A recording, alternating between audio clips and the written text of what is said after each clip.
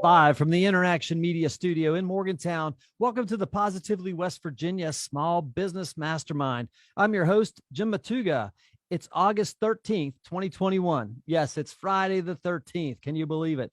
For those of you joining us live on Facebook, welcome and thanks for tuning in. We have a great mastermind panel lined up for you guys today. And our topic is something that's very near and dear to my heart, the Morgantown Area Partnership and the incredible things happening in the greater Morgantown area and Monongalia County, West Virginia. Our panel today includes Russ Rogerson. Russ is the president and CEO of the Morgantown Area Partnership. Welcome, Russ.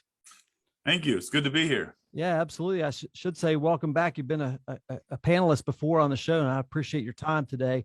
Mark Imbrogno is a lawyer and member with Jackson Kelly, and he's also the chairman of the board of the Morgantown Area Partnership. Thanks for being on the show, Mark. Thanks for having us, Jim. Absolutely. And we also have Sean Sikora. Sean is a member of the Monongalia County Commission.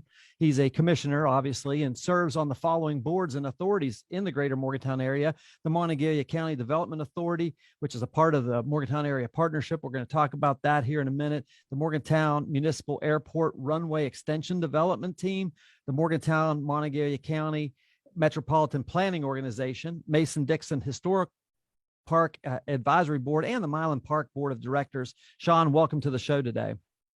Thanks for having me, Jim.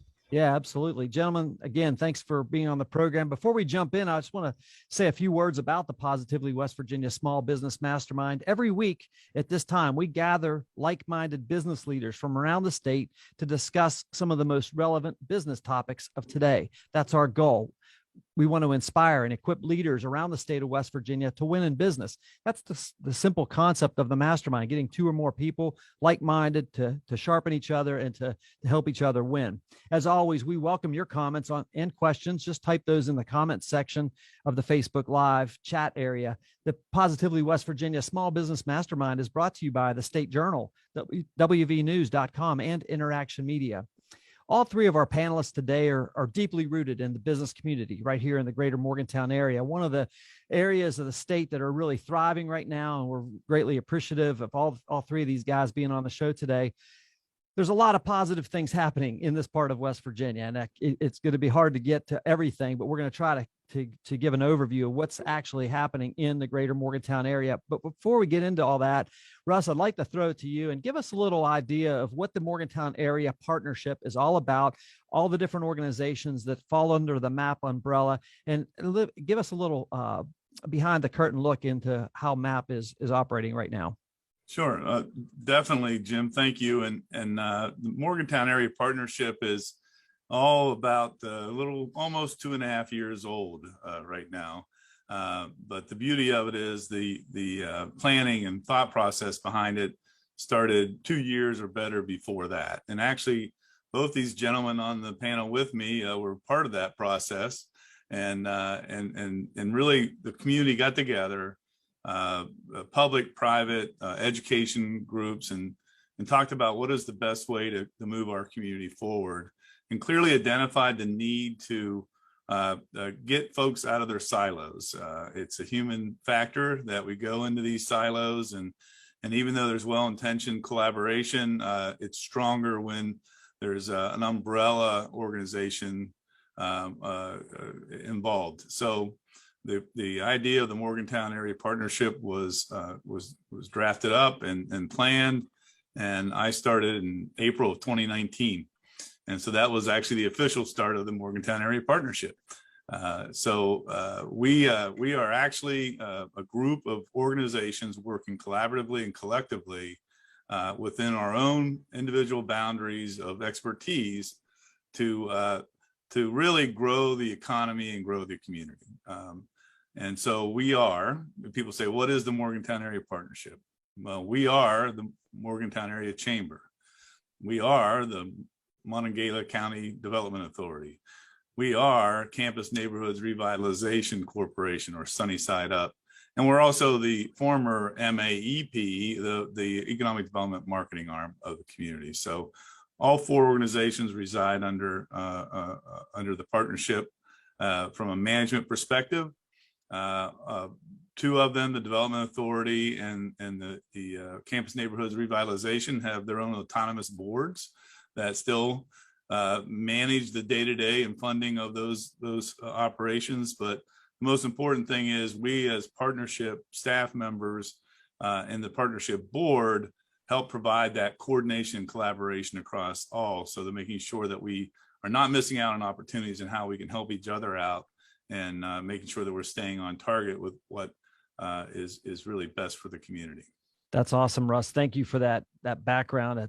That's a really great synopsis of what the Morgantown Area Partnership is all about. Mark is the chair. You've got your arms full, man. You're carrying a heavy load trying to manage all those different boards together, and those organizations, I should say, as one board. Talk a little bit about, fill in some gaps from Russ's description there of the partnership. Sure. I think, obviously we do have a lot of different organizations coming together. Fortunately, we the organizations that still maintain separate boards are in a position to have representatives from their organization be on the board, overarching board for the partnership. Yeah. So you can funnel a lot of that information through. The organization itself with MAP, one of the benefits is certainly the ability to have a one-stop shop for the business economic development community, whether it's workforce, small business support, growth, retention, new facilities, anything and everything, redevelopment. This is your starting point for discussions and to move forward and to figure out all the right pieces in the community to bring it together. Also, it allows the organizations to leverage their resources where they appropriately need it, so we don't have overlap more than necessary, and to create efficiencies where we can. And the most important, I think, benefit that we're seeing come out of it is the cross-pollination, the open conversations, when you have everyone around the table constantly to best figure out how we can move all of these projects forward. And so far, it seems to be working very well. That's the beauty of the partnership. I love it, Mark. Thanks for that. And Sean, obviously one of the words that jumps out at me of all those descriptions is the word collaborative. As a county commissioner here in Monongalia County, and being part of these boards, I mean, you understand the power of collaboration, right? Instead of being in these silos. Talk a little bit about that from your perspective. Exactly. Mark hit it on the head when he said one-stop shop. And one of the problems we had historically with Mon County is we have a lot of individuals that are doing a lot of good things, but we may not be communicating together. And from Charleston's perspective, they're always hearing multiple voices, as far as pushing different projects, but having that central focus. Now we have a central focus in Mon County where people come to the partnership and, okay, I'm looking for this type of business. Okay, well, we have this development over here so we're carving out those niches so that we're not competing against each other. So we have like the Morgantown Industrial Park that has a certain sort of growth there. We have the Airport Commerce Park that's currently being planned. We're going to look for a different niche there. We have Westridge Development that, is more retail. So we're diversifying our economy because we're not all focusing on trying to do the same thing. We're actually strengthening the local economy by having more diversity and having, speaking with one voice. I love that. And guys, maybe Russ, from your perspective, you could answer this question, but it makes so much sense, right?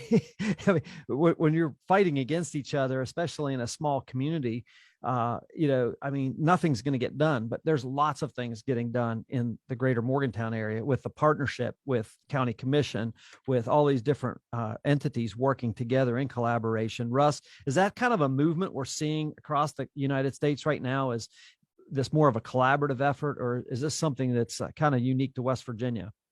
No, actually, I wouldn't say it's common, but I would say it's a trend across the more productive communities around the country.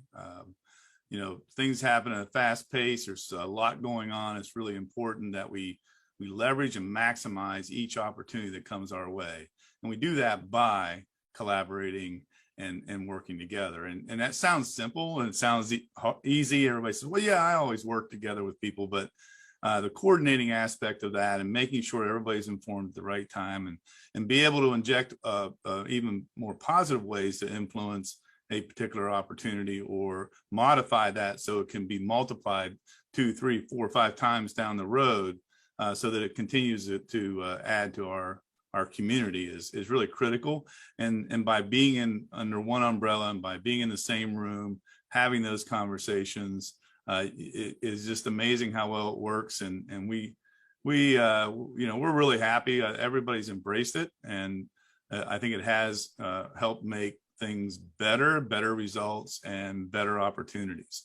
Absolutely. Guys, I just got to tell you, I'm excited as a small business owner. We've got 12 team members here in my small business in Morgantown. As a business owner who's getting ready to start my 11th year, I've never been more excited about being in business in West Virginia, especially Montague County. I mean, it's just awesome to see the stuff that's happening right now. And one of those things that I'm excited about is, and Sean, you kind of teed it up perfectly. I don't know if you meant to do that or not, but you mentioned communication and getting the word out there of all the cool stuff that we're doing here in Montague County. But you also mentioned the industrial park expansion. And so Russ, my company, Interaction Media, has been working with Russ and the partnership to start a new video series. It's going to be a monthly business update. We're calling it the Morgantown Area Partnership Business Briefing. And it's going to be an opportunity for the partnership to share not only with people who live here in Montague County, but across the state of West Virginia and other places who may be looking to bring their business to Morgantown or Montague County.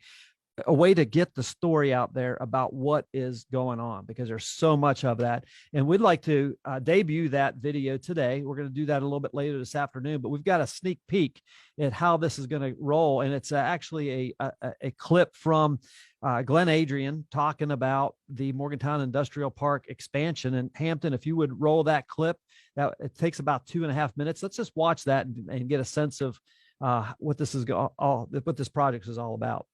I'm Glenn Adrian. I'm glad to welcome you here to the Morgantown Industrial Park, a 500-acre park that my brother Kevin and I have owned since 2006, and we have some exciting news regarding the expansion of this property.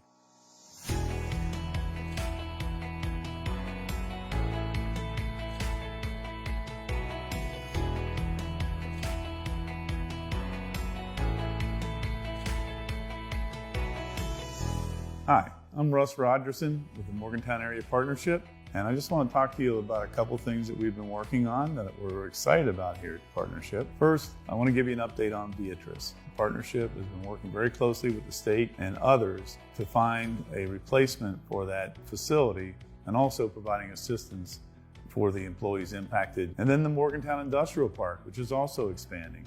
And we're excited about that because we believe that will bring a great number of jobs and investment to our community. And finally, we've just opened up our business after hours to in-person events. And we're excited to be able to bring our small businesses and entrepreneurs together to network in person. We welcome you to attend our business after hours. And we also welcome you to join the partnership if you've not already become a member. My brother Kevin and I purchased this basically with the idea that the north central West Virginia, Montague County in particular, was in need of some priority industrial space. The expansion of the park is going to give us 40-acre sites, 35-acre sites, 25-acre sites, and so the investment that's going to be made is going to be $35+ million. What we're hoping to provide is basically large parcels. We're hoping to attract manufacturing, distribution. We're looking for blue-collar jobs. We want career-type jobs. And the interstate, above all, is the #1 means of access to the park. So when the lower part of River Road was shut down because of a multitude of landslides, everybody's attention, including our tenants, came to the forefront that they could not survive with just one point of ingress and egress to the park. So we began meeting with the county commission, we began meeting with the tenants, we sat with the Department of Highways, and we started exploring the potential of creating another interchange. So we've been working on that probably for the last 2.5 years. It's a complicated process. We've done studies about what the economic impact could be, and over the next 10 years, they believe with the attraction of the type of companies that we're going to bring in here from an industrial, that we would, there could be $750 million of direct and indirect value, to the area and to the state as a result of this expansion. and you're talking about 700 to 1,000 jobs, and that's enough to get excited about. Well, Russ, you did a great job on that, teeing that up. That was super cool. You're a handsome guy. I think Glenn's the star of that show. Well, that's awesome. Sean, talk a little bit about the industrial park expansion and what that means to Montague County. Oh, that means a lot to Montague County. We actually were starting about 4 years ago. We had a meeting with Glenn. We were talking about the status of his park and the TIF bonds and where we were. I think we were getting ready to do another issue. And he had mentioned, he said, hey, Sean, sometimes let's sit down and talk about the possibility of an interchange to the park. Yes. And W had done a study that looked at the park in the existing businesses. We're talking about the businesses that are already there. The increase to the revenue to the area have an interchange to the park. And it would be that study said it'd be over $1 billion over 10 years would be the increase to the revenue to the area and to the state. So about 2 weeks later, we had the River Road slide. Then all of a sudden it was like, wow, we really do need to have another point of entry in and out of this park. And that's what some of the tenants of the park were saying is, yeah, we love the park. It's everything we need, but there was one way in and one way out. So we decided back then that we needed to start researching this, but the slide of River Road helped. And then over the years, as we've been talking about this, we really landed a couple of really, really good opportunities that we're going to be announcing soon that are really going to be big additions to this area. So we now got the state on board as far as the interchange. We don't have the final approval yet, but we're almost there.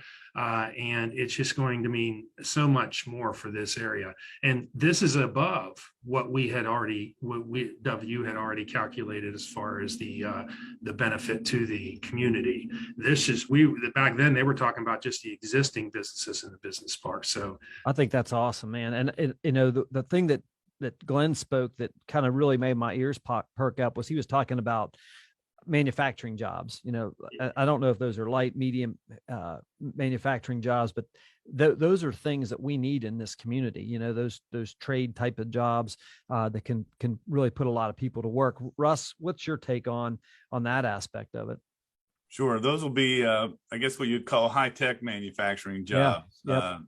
No job today in manufacturing isn't high tech. Exactly. With the use of sophisticated equipment and computer systems, and as a result, they pay more. This project that we're going to be announcing here shortly, and I know we've said this on a number of occasions, but just know that is 100 to 150 jobs, averaging $60,000 to $70,000 a year. So these aren't your minimum wage. These are jobs that people can sustain themselves on.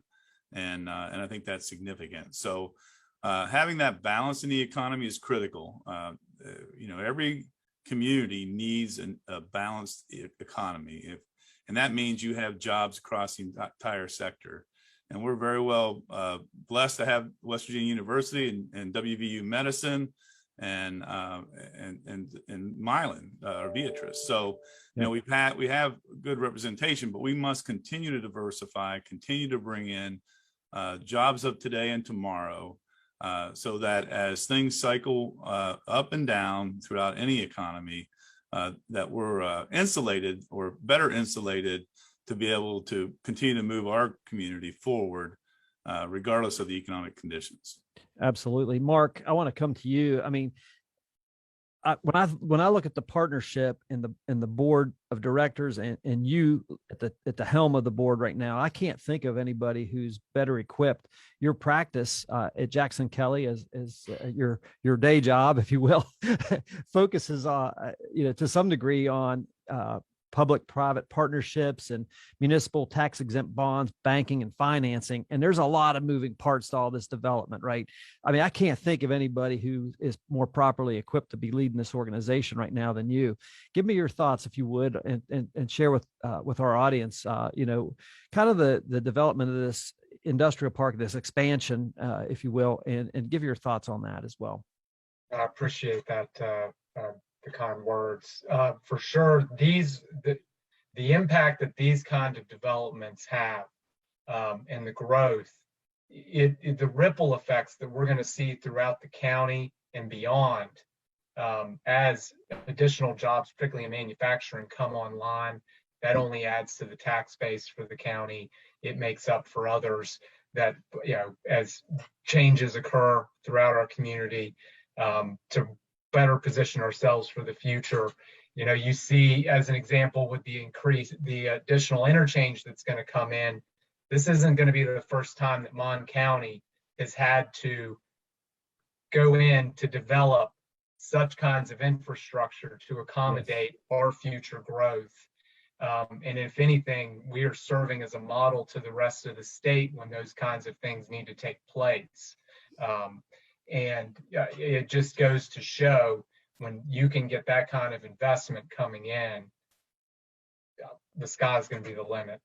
Absolutely. Russ, yeah, go ahead, Russ. Yeah, but it takes vision, and it takes leadership, and it takes leadership from the private sector, but also within the public sector. And I think the county commission deserves a lot of credit. Amen. Because, TIFs financing is a big part of development in West Virginia.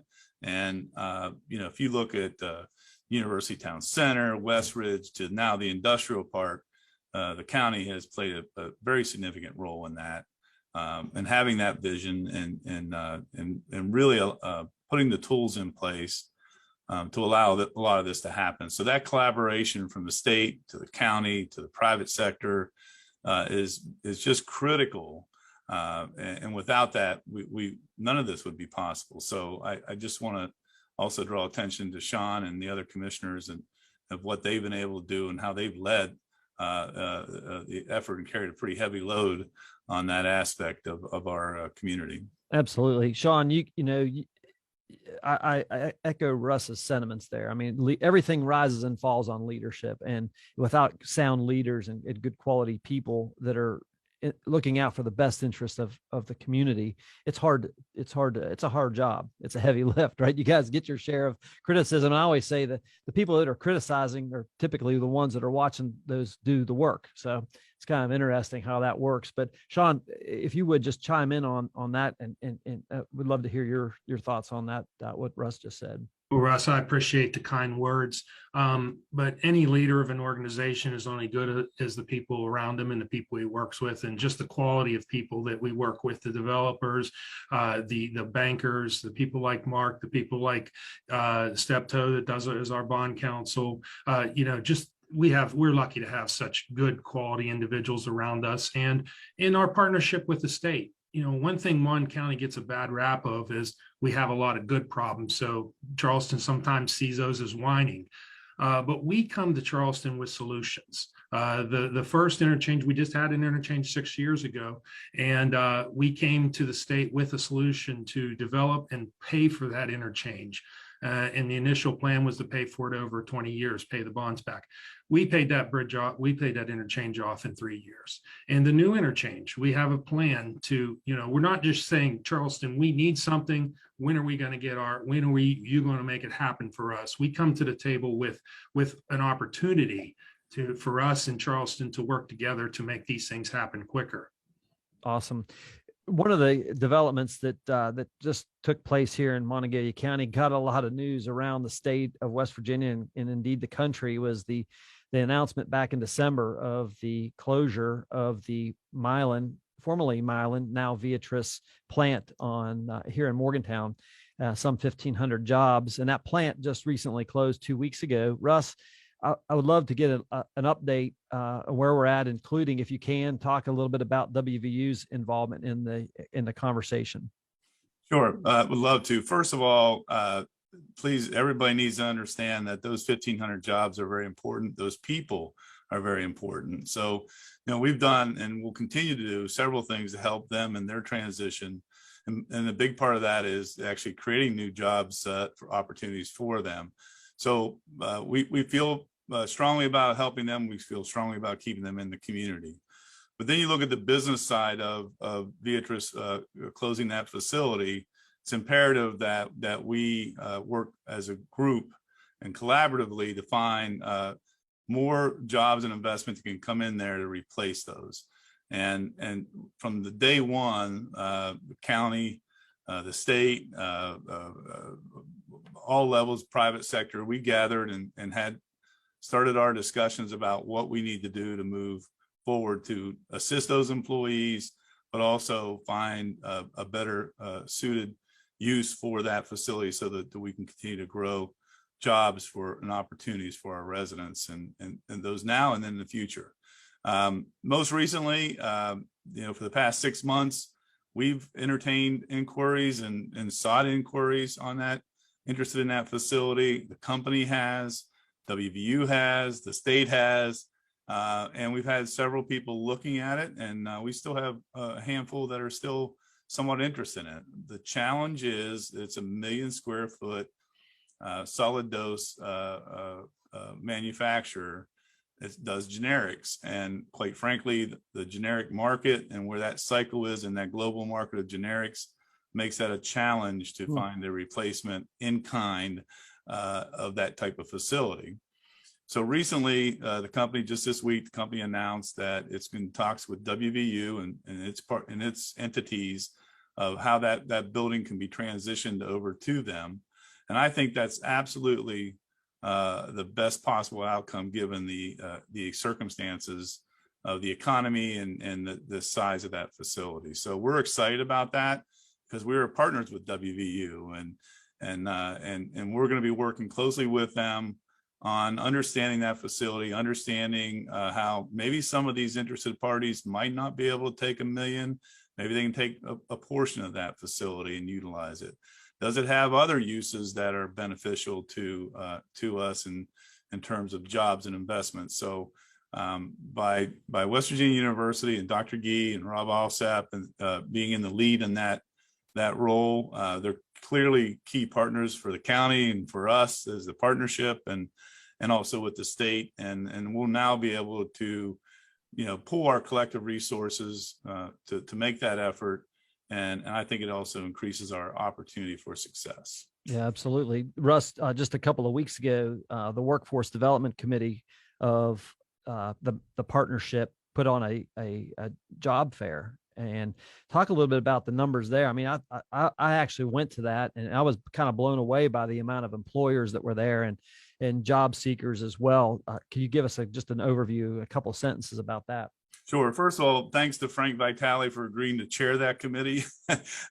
We stood this up and we've been talking about doing a workforce development committee because honestly, in today's world, when companies are looking at expanding or new locations, their primary purpose is to find a place with the type of workforce that they know can help them be successful.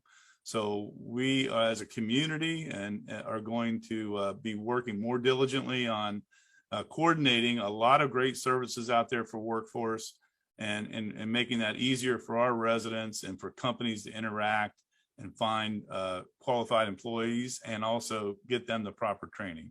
Absolutely. We're going to be an asset to the state in that regard. And so we're excited about that. So the job fair was successful. We had well over 60 companies presenting they had 2,000 jobs that were available that day. Wow. So we were excited about that. And over 100 participants showed up. And we know of I think there were at least 2 to 4 people that were actually hired that day. That's right on the spot. So that just goes to the point that there are opportunities out there, right? And I know quite a few people that work at Milan. My mom used to work at Milan back for Mike Pushkar back in the day, and my heart goes out to those folks. And like you said, we love those people. We care. We want to keep those people here in our community. That's the main thing. Mm-hmm. But there are job opportunities out there. Sean, can you lend any light on that the Beatrice situation? Yeah, from the beginning, the commission immediately got involved, and I want to commend Tom Bloom, who worked with the federal delegation and then pulled Russ in to get everybody in a room and at least try to talk about keep an open line of communication as far as what we were to do going forward. And this actually, when the announcement came, this is the second time in the last couple of years where there's been major announcements of exactly. employees. It also comes on the back of a coal mine closing, Blacksfield #2 closing. So these are just things that come with the territory and we have to deal with. But, you know, we have compassion for these individuals. There are neighbors. There are people we play sports with. These are coaches of our kids' teams. I mean, these are our neighbors, and we really, you know, want to work harder to try to figure out whatever opportunities we can to give them other opportunities to continue to be able to stay here in this state.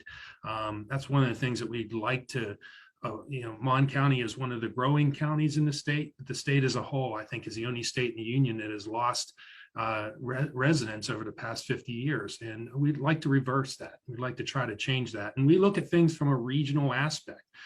The effect on Milan doesn't just affect Mon County, it affects Greene County, our partners that we talk to regularly in Greene County to again, share, you know, best practices and how we can address this, because we know it affects their employees. It affects Preston County, it affects Marion County. So this is a regional issue that, you know, the best way to try to deal with it is to have these collaborative efforts where we're you know, all these opportunities are in the room. And we do have, I mean, there's an awful lot of growth in Mon County.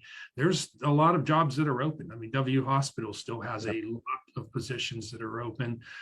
So again, these efforts with Frank and Russ to try to get these people in contact with other people that may have opportunities, you know, it isn't no small feat, and it's very, very much appreciated. Those are great points, Sean. Our guests again today are Russ Rogerson. Russ is the president and CEO of the Morgantown Area Partnership. Mark Imbrogno, who's a lawyer and a member with the Jackson Kelly Law Firm and chairman of the board for the Morgantown Area Partnership, and Sean Sikora, a member of the Montague County Commission. Guys, this is a great conversation. Sean, you just mentioned that, you know, that there's a lot of growth in Montague County. Mon County is actually number 3 in West Virginia in terms of total population now with 105,000. And that represents a 10% growth over the last 10 years. And Morgantown now is the 3rd largest city in West Virginia with just over 30,000 population, and one of the only growth markets in the state. You know, I guess the thing that I think about is obviously one of my passions is elevating and edifying the state of West Virginia, especially small business. Small business makes up the majority of employers in the state and opportunities. So that's one of my passions. How can we leverage Morgantown's growth and be a shining example? I think we are a shining example for the rest of the state to say, look, here's how collaboration works. Here's how partnerships work. Mark, I'd love to hear your thoughts on how we can leverage our growth and success and be able to not only help our folks here, but be an example of how to do it around the state. Absolutely. I think we have a lot of visibility having the organizations that we do in our community, such as the university and 2 major health systems, that brings a lot of people from around the state and the region here, just, you know, both for services, for education, and they get exposure to a lot of the opportunities that are here and learn more and see the growth that's going on, the kind of things that are possible. Certainly, I think when you're looking to open and create a new business, you know, there are a lot of things about Mon County's demographics and population that play in your favor. Yes. And with the continued growth on the horizon, it's only going to continue to go in that direction. I think the county particularly has put in a lot of work behind the scenes over the years that is now bearing fruit through the different developments. You know, as Sean was referring to earlier, the TIF districts and the EODD, the sales tax district, essentially, your excise tax district. I mean, those things get started years before ultimately you see the resulting development. And it's been the belief of all those that have been participating in those to help continue that.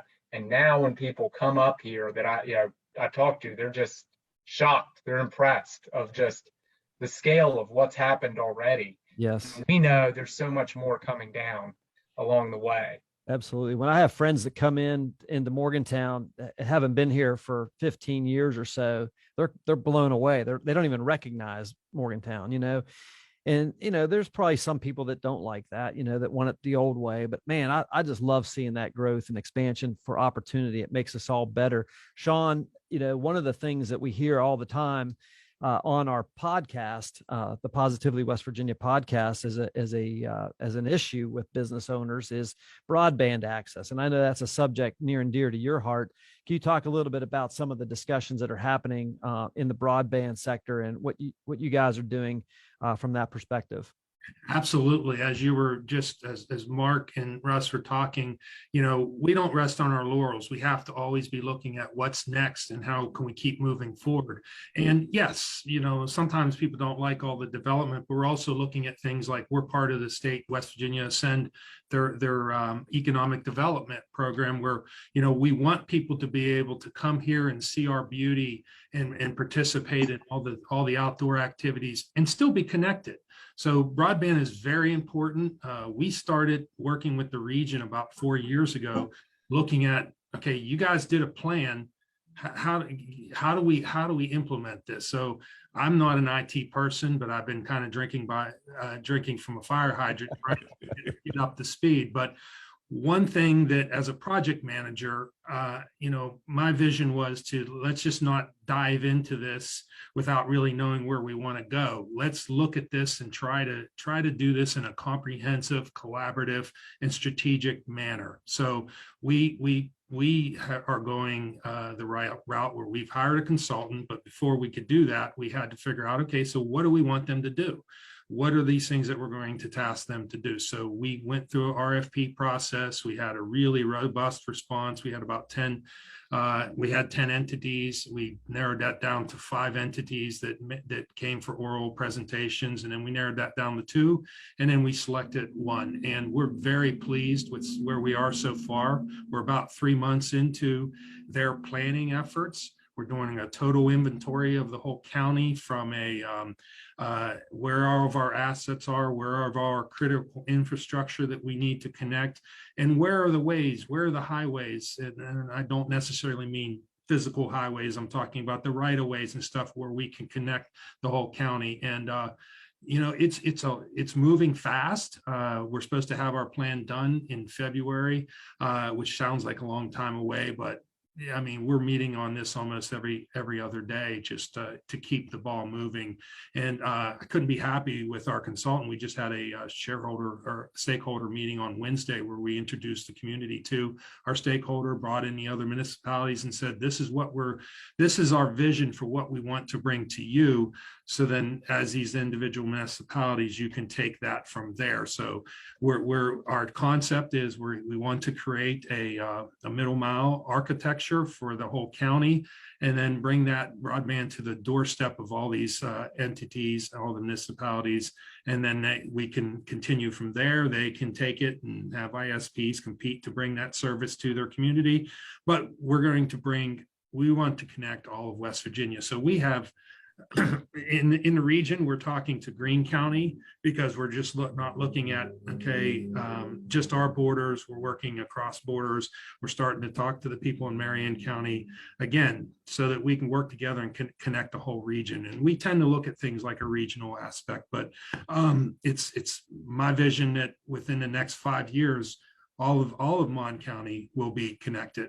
Right now, we have some very unconnected area of our county on the western end, but just as frustrating, we have the eastern end where they're told they're connected and they're not. The federal 25/3, 25 download, 3 upload, that's the standard, and it's not acceptable, especially during COVID. People have found that, I can't be home, my wife can't be home, the kids can't be home doing their schoolwork. It's just impossible. So we're really not going to settle on just good enough. We're raising the bar and trying to make sure that everybody has the ability to be connected. And that's where the small businesses that work out of their home and stuff like that, that's where they'll have that ability, and it'll be, bringing this ability to all areas of the county will drive the cost down and also drive the service level up of the entities that are providing the service. So we're really excited about that. No doubt, Sean, that's an incredible vision. And I just sit here and think, like, over the last 18, 19 months, the spotlight was really shown upon our internet structure, right? The infrastructure, because you had people working from home, you had kids getting on buses that were going in church parking lots to access their Wi-Fi. I mean, it was kind of nuts to watch all that. We got to fix that, right, for the future of our county, for our community, and like you said, for the entire state of West Virginia. And I love what you said about Ascend too. This could be maybe our next segue. A couple of weeks ago, we had John Chambers on this very program for an hour, picking his brain about West Virginia and opportunities. And one of the things that really stuck out to me is he talked about this window of opportunity that is open for West Virginia right now. And he said the window is really a once in a generation type of opportunity, maybe 2 generations. And he said that, with remote work, like you just talked about, Sean, that those opportunities for people to come here and live here in Morgantown and work anywhere is phenomenal. And that just kind of opened up a massive opportunity for West Virginia. And I would like to think our area, especially with the Ascend WV program. But he also gave this warning. He said that window is not going to be open for long. He said 3 to 5 years. And so I think that dovetails perfectly in with your vision, Sean. Obviously, John Chambers is not the ruler of the universe, but he's a pretty smart guy, and he's got a lot going on. And I thought that was just a super cool thing to hear him say that, and really talking about it on this show for the first time. And it's been pretty awesome. Mark, I'd like to hear your thoughts about economic development opportunities here in Montague County, especially as it relates to the partnership. Well, I'd say that one of the best things about the partnership having its, with economic development under its umbrella, is the visibility of these kinds of projects among all of the different disciplines that pass through the partnership, as well as having a lot of people around the table when these things begin to get discussed, so that we can pull together all of those strings to hopefully further leverage those projects to grow and become successful. With Sean taking the lead on broadband anymore, that is such a key to economic development, just as water and sewer and flat land and other things that you just take for granted are. I mean, it's an expectation of when a company's going to come here and locate, that they're going to be able to have high-speed internet service that's reliable. It's not even a selling point. I mean, it's a starting point. Absolutely. And so we need to be in a position. That's a great way to look. I like finance that. And to come up with ways to creatively pay for that, or to obtain funds to make that happen, whatever channels they are, and otherwise upgrade our existing infrastructure to make that growth continue. Absolutely. Russ, yesterday morning, the partnership hosted the annual legislators breakfast here in Morgantown for Montague County. Can you give us any insight as to a couple of key takeaways that maybe came out of that?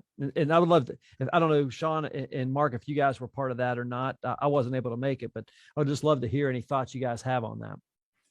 Well, first of all, I think it's critical for us. I mean, again, we're not, it's just not a business community. It's just not a government community. It's just not an education community. So we at the partnership really like to get our legislators out and exposed to our membership, so that they can talk about what the priorities and what's going on from their perspective, and then hear feedback from the local community about what's important to us. So knowing that we're all part of this larger thing called a state. And so we always appreciate the opportunity to do that. Redistricting is probably the number 1 issue that all legislators have on their mind right now, at least outside the county, right, Sean? Yes. And that'll be a big task, both federally and also state wise, quite frankly. Obviously, that's driven by our loss of statewide population. Correct. The population has triggered that, and so they're going to be redrawing the district lines, and there's a lot of discussion around that. And I won't get into all that detail here on the show, but obviously that's going to be very critical. Everybody wants local representation, whether it's at federal or state level, and how that will impact us is critical, because you want people in office that can understand each community's challenges and opportunities. So that's a big one. They had a public meeting Wednesday night, I believe, and that'll be ongoing. And so we'll all keep close tabs on that and see how that resolves itself. And then the ongoing challenges of COVID and of trying to, continue to operate the state in a way that, it has continued growth. So there's a lot of things on the agenda, and it's just a great opportunity. We record that too. So those of you who want to go to the Morgantown Area Partnership.com webpage, you can view it for yourself. Awesome. Jim, I didn't get a chance to go to the breakfast, but Russ and I were in three straight meetings that morning, so working on other stuff. But I did go to a redistricting meeting yet last night, and I was very surprised. I was expecting more of a partisan event where you just have one speaker come out and say one thing and one say another, but I think everybody really spoke in the same voice, that we want to make sure that Mon County is represented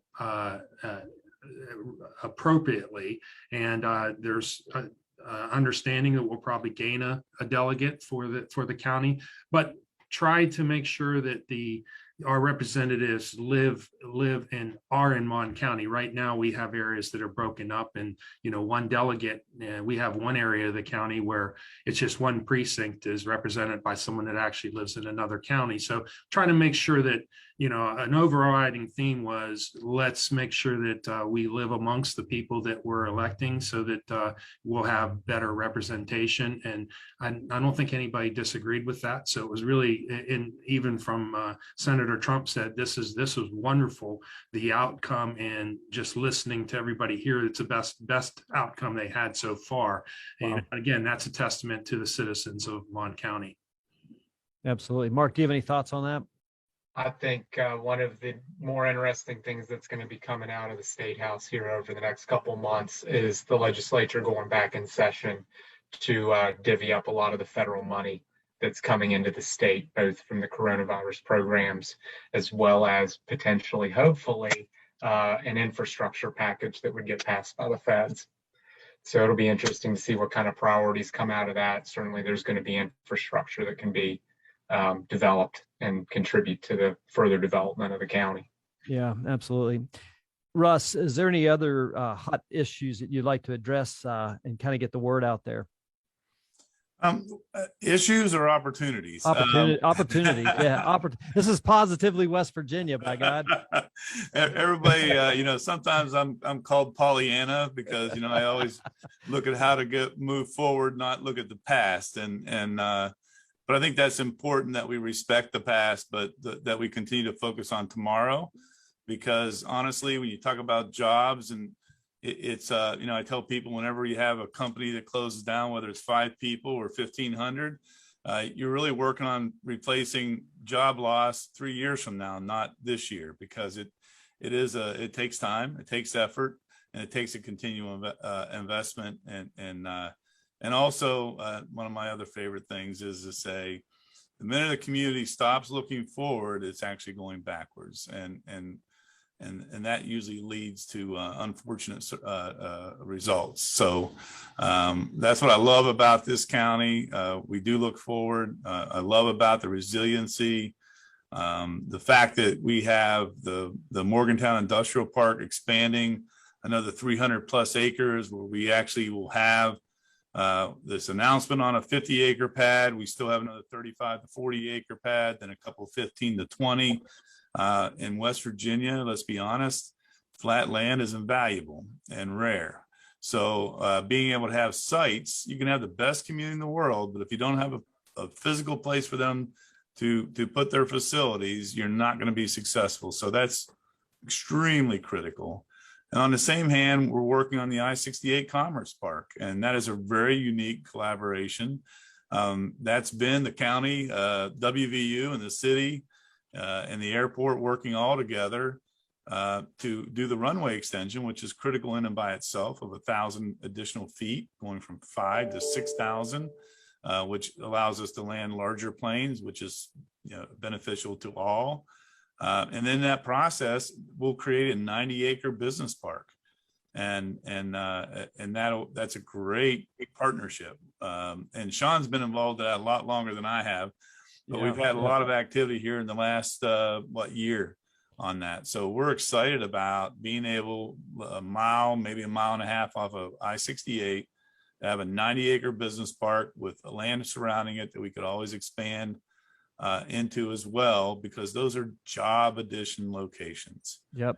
Sean, if you wouldn't mind just tapping into that runway extension development team concept and what you're working on there.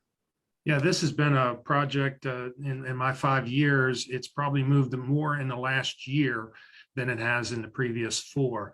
And that is just due to the collaboration with the city, the collaboration with the development authority, and really just starting to move forward, and everybody, talking and walking and working in the same direction. So I'm really excited to see that project move forward. And again, as I mentioned earlier, what we do over there will complement the rest of the county. So it won't be competing against what's going on in the industrial park. It won't be competing against what's going on in Westridge. So it'll all be working in unison. So it's just, again, finding another niche and then having that niche, fulfilled over there.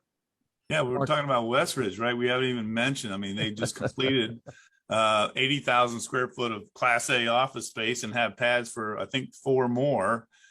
So, the retail side is very visible, and we love seeing Bass Pro Shops yes, getting close to opening up, and the first one in West Virginia. Super. We're happy with the Menards and all the other retail development, but from my perspective, I'm really excited about the office park over there. Yeah. And so that's actually where we Steptoe hosted our legislative breakfast. So, yep.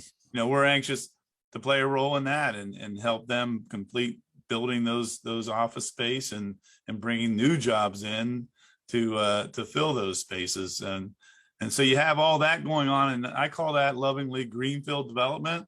Or should I say Green Mountain development, because, we also have to flatten those to make them useful. But what I'm also excited about, and we haven't talked a lot about, is the chamber side of the business and really the small business entrepreneurial support. We're doing a lot of really, really good things in that arena and look to do even more. We're heavily involved in revitalization, which is another exciting thing, because, you can't grow a community out so far that the center collapses, right? So your downtown Morgantown is the heart of our community. When I say community, the larger community of Mon County and beyond. So we're taking on the Sunnyside Up area, and that's been a collaboration between the city of Morgantown and WVU, and that's part of our umbrella, if you will, now, and we're doing a new plan for that to continue to repurpose that area into not only a more productive but also a gateway into the community and into the university, and so we're going to have a plan coming out of that here in the next several months. I'm super excited about that and providing more development in that regard. Then we also have the Richwood Avenue area where the Mon County Development Authority purchased 9.5 acres of college housing. And when I say college housing, homes turn into college housing and bedrooms, with the vision of really turning that into a much more updated, purposeful contribution to the community, both the university, the downtown, and the community at large, by doing multiple type housing over there. Some neighborhood support, retail, and commercial, and so we're well on our way in that process. And I'm hoping to be able to talk to you in the future about, kind of this one particular project we're working on and getting launched. I think will be a great show of how, yes, you want the 68 commerce parks in the West Ridges and all that, and, but you also need to continue to redevelop on your interior and keep adding and making it a purposeful place that people today want to live, work, and play.